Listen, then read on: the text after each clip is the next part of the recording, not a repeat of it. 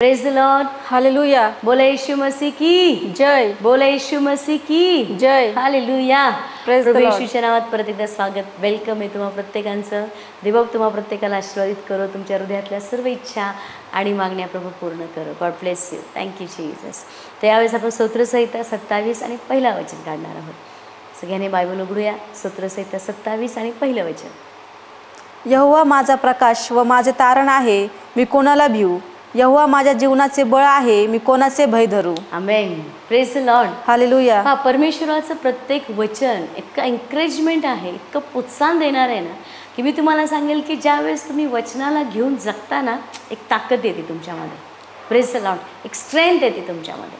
आणि तुम्ही म्हणता की ओ काही असो, काही असो, काय नाही, पहा देव माझा प्रकाश आहे। Praise the Lord. दावीद राजा जेव्हा अंधारामध्ये चालत होता, अडचणीमध्ये होता, त्रासांमध्ये होता, समस्यांमध्ये होता, तेव्हाही त्यांनी हे स्तोत्र लिहिलेले आहेत। त्यांनी काय एकदम आनंदामध्ये आणि सगळं काही व्यवस्थित असताना हे लिहिलेलं नाही आहे। त्यांनी प्रॉब्लेममध्ये, संकटामध्ये, अडचणीमध्ये असताना, अंधारांमध्ये असताना तो काय म्हणतो की देव माझा प्रकाश आहे। Praise the Lord.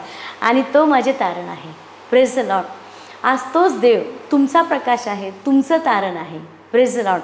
आणि पुढं लिहिलं आहे की मी कोणाला भिऊ? दावीद राजा म्हणतो, अरे जर परमेश्वर माझा तारण आहे, तो जर माझा प्रकाश आहे, तर मी कशाला कोणाचं भय धरू? तो आहे ना मला सांभाळणारा।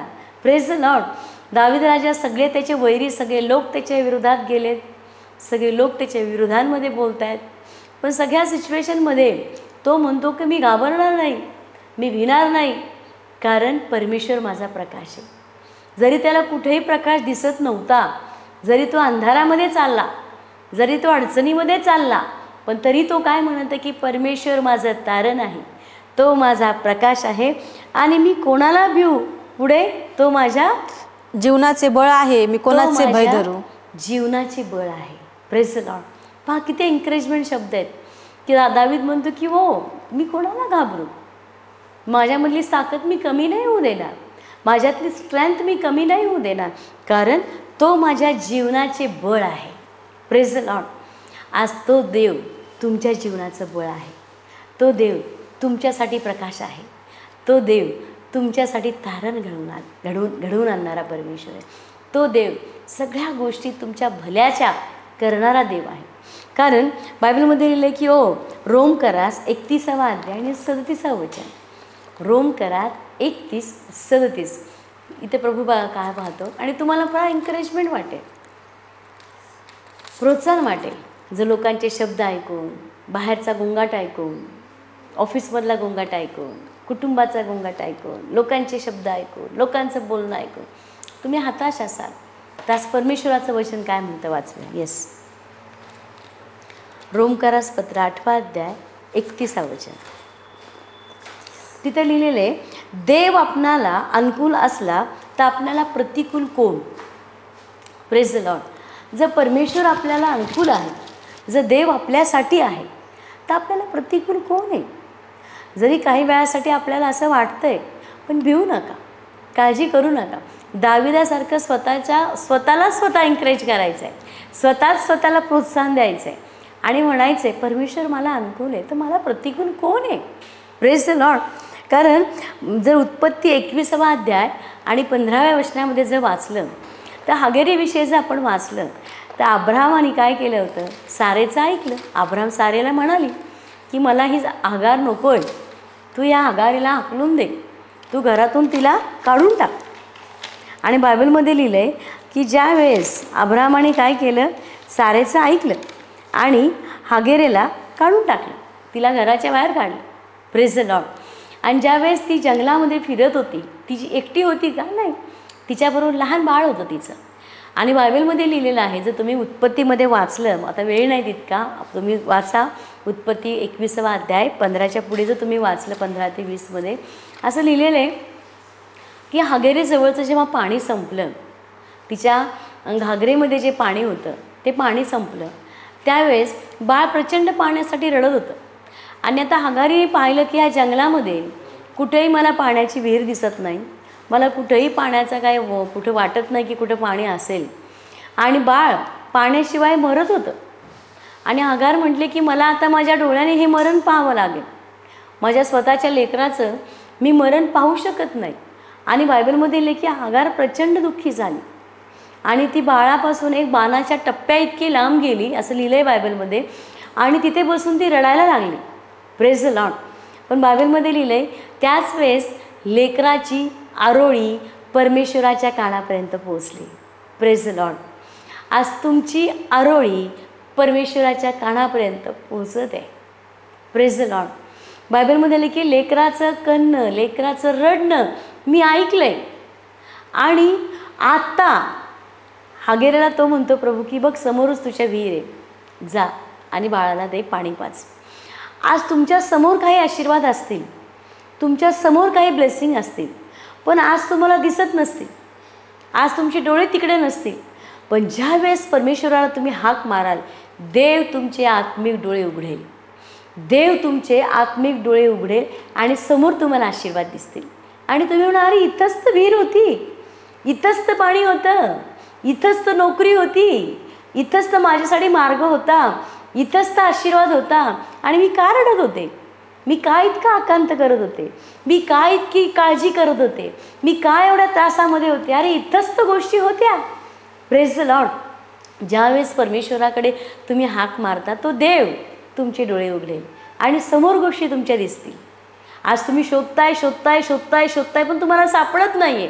हागेरीने पण अख्ख्या जंगलभर पाणी शोधलं असेल पण कुठे नाही मिळालं. पण जेव्हा तिच्या बाळाचा शब्द तिच्या देवाच्या कानावरती गेला, जेव्हा हागेरेचाही शब्द देवाच्या कानावरती गेला, बायबलमध्ये लिहिले की तिचे डोळे उघडले. आणि प्रभू बायबलमध्ये लिहिले की हागेरीने मग ते बाळाला ते पाणी पाजलं. Praise the Lord. आज तोच देव तुमच्या हाकेकडे उत्तर देईल. आज हाक मारून तर बघा, आज त्याला बोलावून तर बघा. तो तुमच्या गोष्टी आनंदात बदलेल, तो तुमचं दुःख आनंदात बदलेल. Praise the Lord. अजून एक आपण वचन वाचूया. 2 इतिहास 32वा अध्याय आणि 7वं वचन. 2 इतिहास 32. बायबल उघडूया आपण. आपण बायबल उघडणारे लोक आहोत, देवाच्या वचनानुसार जगणारे आहोत, देवाच्या वचनाकडे पाहणारे आपण आहोत. तर बायबल उघडणं अत्यंत गरजेचं आहे. येस. 2 इतिहास 32वा अध्याय 7वं वचन. तुम्ही दृढ व्हा व धैर्य धरा. आशुराच्या राजामुळे व त्याच्याबरोबरच्या सर्व समुदायामुळे भिवू नका, घाबरू नका, कारण त्याच्याबरोबर असलेल्यापेक्षा आमच्याबरोबर अधिक आहेत. आमेन. Praise the Lord. बायबलमध्ये लिहिले की ओ प्रभू म्हणतो की दृढ व्हा, धैर्यवान व्हा. Praise the Lord. स्वतःला धैर्यवान करा, भिवू नका, घाबरू नका. त्यांच्याकडे मांसमय भुज आहे. Praise the Lord. प्रभू म्हणतो त्यांच्याकडे जगातली ताकद आहे, त्यांच्याकडे मांसमय भुज आहे, पण तुझ्याकडे माझी ताकद आहे, तुझ्याकडे माझी स्ट्रेंथ आहे. तुझ्याकडे जरी त्यांची ताकद आहे पण त्याहीपेक्षा काही जास्तीची ताकद तुझ्याकडे आहे. तो देव त्याच्या ताकदीने, त्याच्या हिमतीने, त्याच्या धैर्याने तो तुम्हाला भरेल. आणि म्हणून कधी हिंमत हारून बसू नका, कधी घाबरून बसू नका, कधी हताश होऊन बसू नका, कधी निराश होऊन बसू नका. कारण चक्र कुठून चालू होतं माहिती आहे? इथून. याला कधी हरू द्यायचं नाही. Praise the Lord. डोक्याला कधीही हरू द्यायचं नाही. कितीही विचार म्हणाले संपलंय, गेलंय, संपलंय, त्याला म्हणायचं देव जोपर्यंत माझ्याबरोबर आहे ना, गोष्टी संपणार नाही आहेत, गोष्टी सुरू झाल्यात. Praise the Lord. हालेलुया. कारण तो तुमच्या बाजूने लढाई करत आहे. तो काय गप्प बसणार आहे? त्याच्या लेकरावरती जर अन्याय होतोय, त्याच्या लेकराला काही त्रास होतोय, त्याच्या लेकराविरोधात गोष्टी चालल्यात, तर तो काय शांत बसून मजा बघेल? तो देव आहे. बायबलमध्ये लिहिले की मी बदला घेणारा परमेश्वर आहे. Praise the Lord. आज जी कोणती जीभ तुमच्या विरोधात बोलली जाईल, प्रभू म्हणतो मी तिला दंड आज्ञा करेल. त्या देवाकडे ताकद आहे ना, त्या देवाला डोळे आहेत, त्या देवाला कान आहेत. तो देव तुमच्या सगळ्या परिस्थितीकडे पाहतो. ते देव, त्या देवाकडे सर्व काय आहे. आणि ह्या दिवसांमध्ये हताश होणं बंद करा. स्वतःला थकवू नका. विचार करून, काळजी करून, टेन्शन घेऊन, उद्याची चिंता करून, उद्या माझं कसं होईल, माझ्या लेकरांचं काय होईल, माझ्याकडे पैसा नाही आहे, माझी शिक्षणं कशी होतील, माझी लेकरं पुढं कशी जातील, याचा विचार नका करू.